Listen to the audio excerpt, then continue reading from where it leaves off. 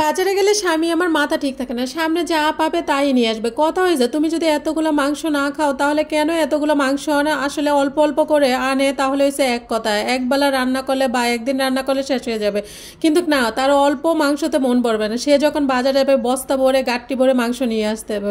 গাট্টি ভরে তো আনবে আনবে, একই রকম মাংস আমাদের এক সপ্তাহ রেখে রেখে খেতে হয়। আর এর থেকে বেশি যদি রেখে খাই তাহলে ফ্রিজে দেখা গেছে খেতে আর ভালো লাগে না। তো ভালো মাঝে মাঝে বলি যে ছোটো ছোটো মাছ আনো, সবজি আনো, তাহলে রান্না করে খাই। কিন্তু তার নাকি মাছেতে গন্ধ আসে, সেজন্য সে মাছ আনবো না। আর মুরগির মাংস সে খেতে পছন্দ করে, আমি মুরগির মাংস খেতে পারি না, সেজন্য গরুর মাংস নিয়ে আসবে। তার নাকি শরম করে, অল্প কোনো কিছু আনতে পারবে না, সে নিজেও খায় না, সব কিছু আমারই খেতে হয়, গরুর মতো আমারই খেতে হয়। তেল মশলা সব কিছু দিয়ে যখন রান্না করি, সে খাবার যদি নষ্ট করে ফেলে দেয় তাহলে কি আমাদের ভালো লাগে? একদম ভালো লাগে না। তেল মশলা দিয়ে রান্না করি, সবাই একসাথে খাবো, এরকম কত শখ করে স্বাদ করে রান্না করি। বিশ্বাস করেন, রান্না করার পরে যখন মুখের সামনে নেই, সবার মুখ ছিটানি নাক ছিটানি যদি দেখতেন তাহলে তারা আর কি খানা দানা বন্ধ হয়ে যায়।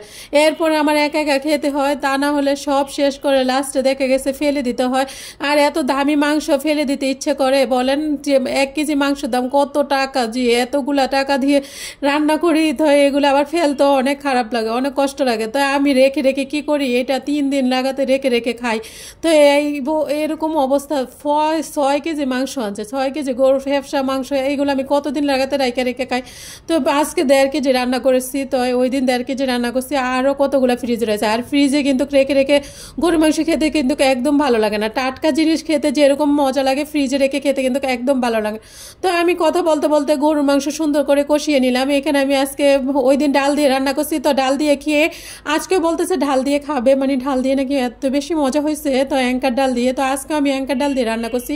ওই দিন সেম যেভাবে রান্না করছি আজকেও সেম একই রকমভাবে রান্না করছি। তো ওই দিন ছিল মাংসটা টাটকা টাটকা, টাটকা মাংস খেতে কিন্তু কোনো রকম এক টেস্ট লাগে, আর ফ্রিজে রেখে খেতে কিন্তু আরেক রকম টেস্ট লাগে। তো এখানে টাটকা মাংসটা ওই দিন এত বেশি টেস্ট হয়েছিল, সেই জন্য আজকে খাবে।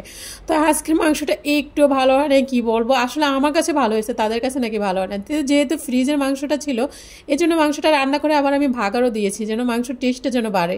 তো কী করবো, মানে ওই দিনের মতন আর ওই রকম টেস্ট হয় না। আসলে ওই দিন রান্না করাটা অনেক বেশি ভালো হয়েছিল, তো যেহেতু টাটকা টাটকা মাংস ছিল এই কারণে।